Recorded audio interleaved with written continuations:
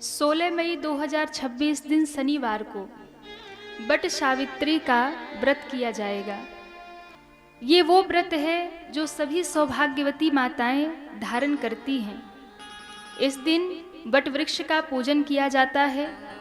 अपने पति, अपने संतान की सुख समृद्धि और लंबी आयु की कामना की जाती है। सभी सौभाग्यवती माताओं को वट सावित्री व्रत का पूजन अवश्य करना चाहिए। ये दिन बड़ा ही महत्वपूर्ण है। शनिवार का दिन है, शनि अमावस्या है और शनि अमावस्या होने के कारण ये व्रत और भी विशेष है। इसलिए सभी सौभाग्यवती माताओं को ये व्रत अवश्य ही करना चाहिए। प्रातः सूर्योदय से पूर्व उठ जाना चाहिए। स्नान आदि करके व्रत का संकल्प लेना चाहिए। लाल या पीले वस्त्र सौभाग्यवती माताओं को धारण करना चाहिए, जिससे जीवन में सुख और समृद्धि, सौभाग्य की वृद्धि होती है। इस दिन प्रत्येक सौभाग्यवती माताओं को सुंदर श्रृंगार करना चाहिए और वट वृक्ष का पूजन करना चाहिए। सबसे पहले वट वृक्ष में जल समर्पित करें।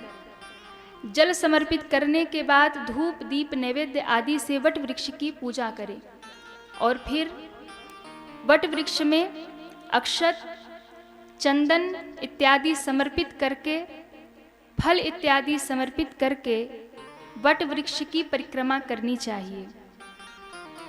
वट वृक्ष की परिक्रमा अपने सामर्थ्य अनुसार 7, 11, 21, 51, 108 अपने सामर्थ्य के अनुसार परिक्रमा अवश्य लगानी चाहिए, जिससे पति की आयु दीर्घायु होती है, आयु बढ़ती है।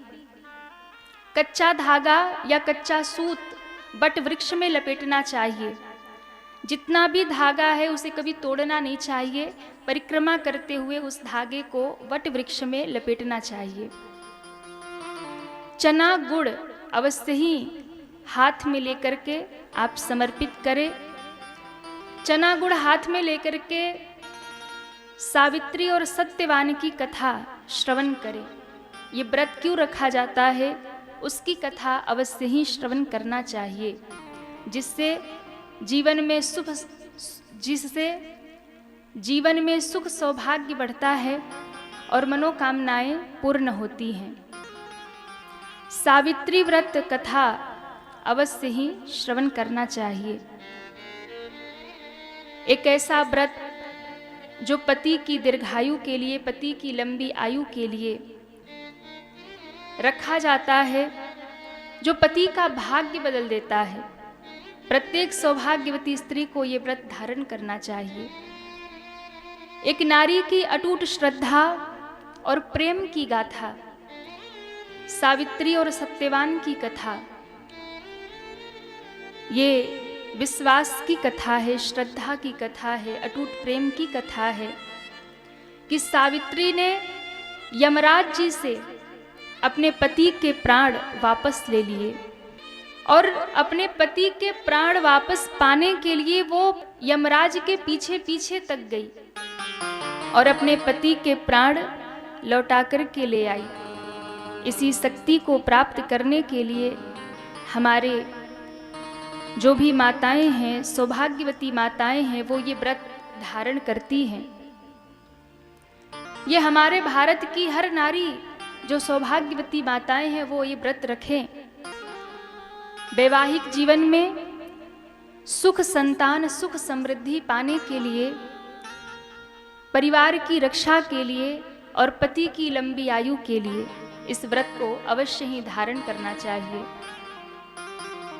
जो भी व्रती माताएं हैं उन्हें व्रत के समय 5 बातों का ध्यान अवश्य रखना चाहिए। 5 कार्य अवश्य करने चाहिए। सबसे पहला तो कभी भी गीले बालों में गीला सिंदूर नहीं लगाना चाहिए।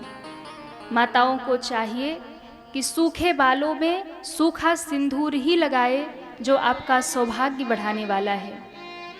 दूसरी बात, पूजा के पहले लाल चुनरी अवश्य धारण करें, ये सौभाग्य का प्रतीक है।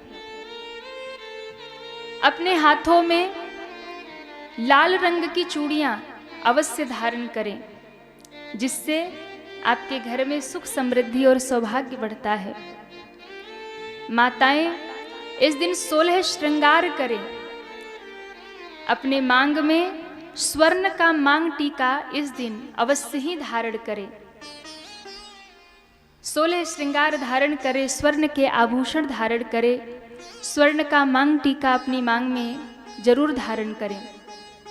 इसके साथ साथ 16 श्रृंगार की सामग्रियां माता सावित्री को अवश्य ही समर्पित करें, अवश्य ही माता सावित्री के नाम से चढ़ाएं, जिससे उन्हें माता सावित्री की विशेष कृपा प्राप्त होती है और उनके पति की आयु लंबी होती है।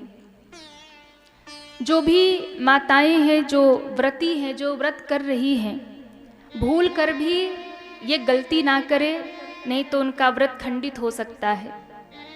इस व्रत में क्या नहीं करें, तो जिस दिन बट सावित्री पूजन है, शनिवार के दिन आप बट वृक्ष के पत्ते और टहनियाँ ना तोड़ें। एक दिन पहले ही आप तोड़ करके रख लें। व्रत वाले दिन, क्योंकि उस वृक्ष की पूजा करनी है, तो उस दिन पत्ते और टहनियाँ ना तोड़ें। विशेष ध्यान क्या रखें कि काले, नीले और सफेद रंग के वस्त्र धारण ना करें। लाल या पीले ही वस्त्र धारण करें, जो कि सौभाग्य का प्रतीक है। और जिस दिन माताएं व्रत कर रही हैं, उस दिन व्रत की कथा अवश्य ही श्रवण करें। व्रत की कथा श्रवण करने का बहुत महात्म है, इसलिए व्रत की कथा अवश्य ही श्रवण करें। मीठा फलाहार करें, नमक का प्रयोग ना करें, क्योंकि नमक के प्रयोग से व्रत खंडित होता है। तो मीठा फलाहार ही माताएं करें। जब आप व्रत कर रही हैं तो आप बट वृक्ष की परिक्रमा अवश्य लगाएं, क्योंकि परिक्रमा करने से माता सावित्री अत्यंत प्रसन्न होती हैं।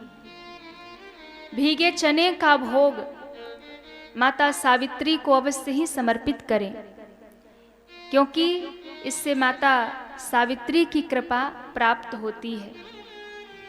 इन सब बातों का यदि आप ध्यान रखेंगे तो आपका व्रत निश्चित रूप से सुंदर ढंग से पूर्ण हो जाएगा।